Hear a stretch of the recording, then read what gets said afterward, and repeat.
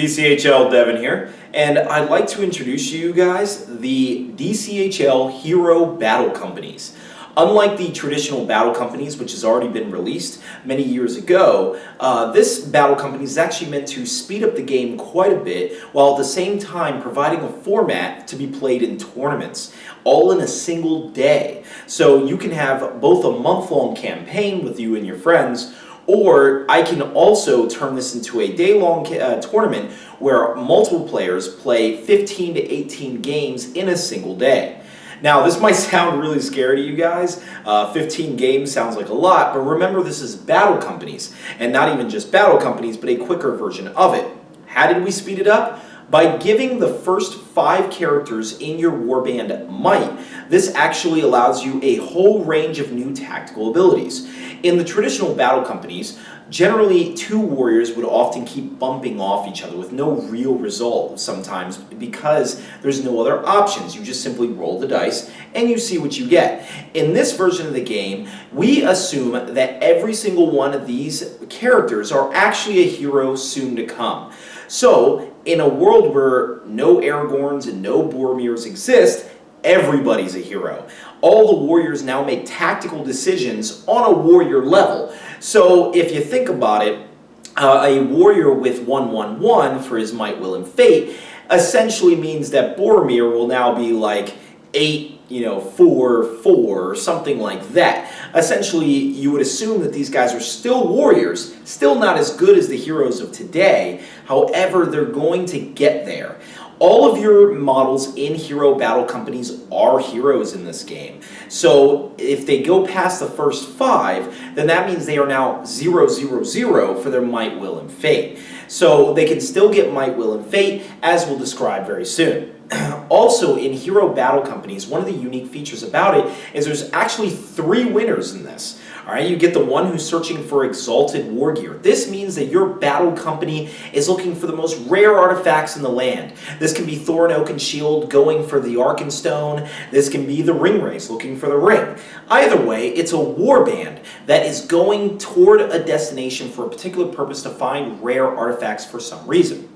So essentially, by the end of your 15-18 games or your month-long campaign, you all would see who has the most exalted artifacts, and of those who went for that objective, that person would win.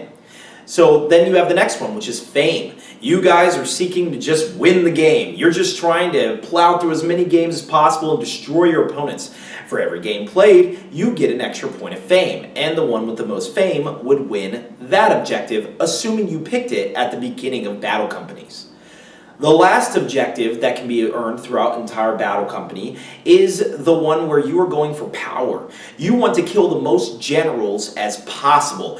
This is the one who's just strictly out to prove his dominance. It's not about beating an enemy warband in strategic sense per se, but just the fact that you are killing enemy leaders. You're showing your might by killing the leadership. But keep in mind, this one comes at a cost.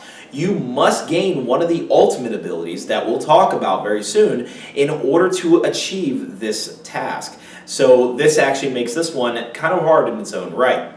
So in this battle companies, you're also going to see in the pages of the book, there are scenarios. We actually have 12 different scenarios for you, and all the scenarios are rolled for with 2 dice as described in the scenario section, and they're all meant to be formatted for battle companies. Each scenario is meant to be played on a 4x2 unless noted otherwise. Some of them are played on 2x2s. You can actually feel free, unless it says 2x2, you can play it on any size board you really want to. However, we encourage a 4x2 at the very largest. So outside of that, we have the armories. You might notice that there are 3 different armories in this. There's the Exalted Armory, which is essentially the ones with the big artifacts. That one has the one ring, it has Anduril, it has a lot of very powerful artifacts. These cost 50 gold, which we'll get into. Gold is essentially points in this scenario, in all of battle companies.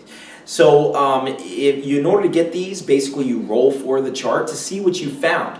Now keep in mind, using the challenge system, players can actually try to take your items from you and thereby reducing you to nothing. This is of course the one, if you're searching for exalted war gear, you're going to want to steal your opponent's artifacts, say it be the Arkenstone or anything else. Another armory is the General's Army, which is the rare armory. Only a general can purchase these. Only one model in your company can be a general. Outside of that, then you have the standard armory. Now you may notice some in here are actually one-time use stuff, such as the Athelas leaf or the fire arrows. I apologize. These things are actually one-time use only.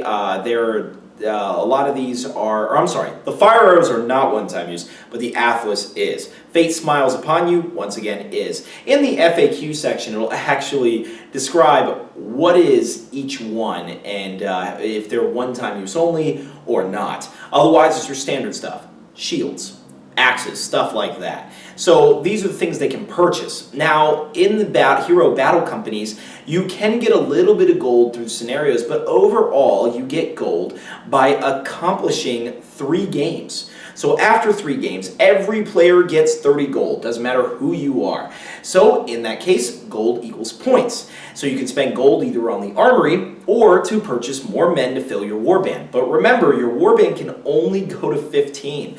So you can't go any higher than that whatsoever. Also, on top of that, with the you can also gain experience. Experience is the only thing that actually isn't equal for all the people. It's actually based on how many battles you participated in and also how many models that particular model killed. You can also get it for casting spells successfully and for your first stand fast in a given game, which helps out a losing player. Now, if a model dies in this, you may notice that the wound chart has also been modified from the traditional hero battle companies.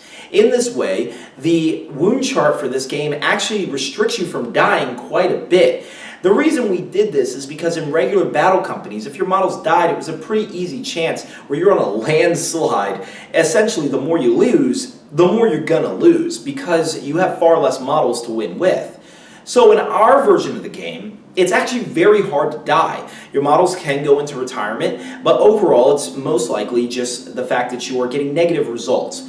Even if a model does go into retirement, say from 2 leg wounds, 2 arm wounds, or 2 head wounds, essentially all this means is that he's just put to the side until you heal him with the Athelas leaf, which is described in the standard armory. Also in this, for hero battle companies, we have a very special section. Now keep in mind, in hero battle companies, you are making the greatest warriors of all time. This isn't your standard warriors getting promoted into just better warriors. This is your warriors becoming heroes. So in that case, they're going to get heroic special abilities, and this is represented in the path section. In the path section of our rules, which you can find on DC Hobbit League, you'll actually see that there are split into 6 main paths that all of your men can take. Remember, this isn't just your general. Any single one of your warriors can go on these paths. There's the path of the warrior, which enhances your abilities in close combat. There's the path of the hunter, which turns you into a modern-day Legolas. There's the path of the wraith, which turns you naturally into a ring wraith, essentially. Then there's the path of the riches, probably the most obscure path that gives you the paths of the abilities of the Master of Lake Town or the Golden King of Abercon. Then there's the path of Arda, which is essentially a path of nature and sort of spells that are really destructive. Each one of these, oh, and I'm sorry, one more path, the path of the Eldar. This path is your Gandalf or your Galadriel, the Eldar, so to speak. So keep in mind, each path has its own general weaknesses and strengths. Also in each path, there is an ultimate ability, which we described, talked about a bit earlier. Essentially, the ultimate ability only your general can take. Now, each ability is earned only with experience. However, the ultimate ability is earned by accomplishing a special feat. This feat is going to seem pretty impossible at first, but as you look through the paths, you're going to realize they're actually not too bad. All right, you're probably going to accomplish them around games 7 to 9, maybe at best. Now, at generally about average, you're going to get them around game 10 to 12.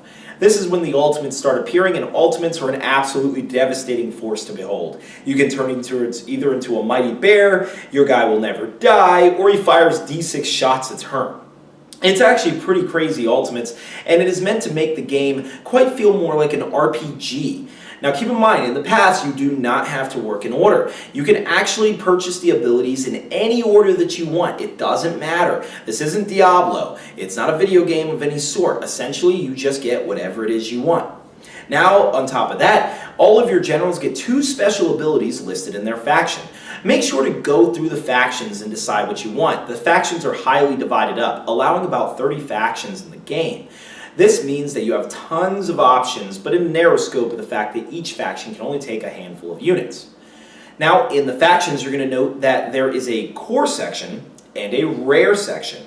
Now, for the rare section, they can only be 50% of your troops, or of your entire warband. And remember that because you're heroes, when I say warband, it's a little weird because the battle company consists of up to 15 warbands, each warband comprising of its own hero. So it's kind of awkward when I say that, but essentially when you deploy in the game, remember that you are a hero, hence you are, deploying individually. So without that out of the way, the generals get 2 special rules of each faction. Each one is clearly listed, and you'll see that this makes them more unique toward the game. We hope you enjoy this. We actually spent a lot of time beta testing this, and we're going to actually be playing in a couple tournaments with it later on. Now, in case you guys want to see more of this, we actually are filming well over probably about 45 bat reps for battle companies. The reason why is because me and 2 other members of the DCHL will be doing bat reps for battle companies. We're going to be competing against each other. Me and the other 2 are going to be competing to go for the exact same goal. We're going to be choosing fame. Since it's the relatively most easy one to understand, you gotta win games. Outside of that, we will show you the game, we will host tournaments for you to attend, and of course for all of you who come to the Nova Open, there will be a Battle Companies tournament on that Thursday. So therefore, all you guys get to see, trust me, this game works much better as a single day event than an actual overall event lasting over a single month. You can do it over a month as always, but we found it much more entertaining in that way. Anyway guys, hope you enjoyed this video and hopefully it was informative. If you have any more questions, email us at dchobbitleague@gmail.com. There we can answer your questions and include them in the FAQ. Also, if you want to participate in any of this, just let me know. Until then, hope you enjoy the coming videos for the bat reps. See you soon.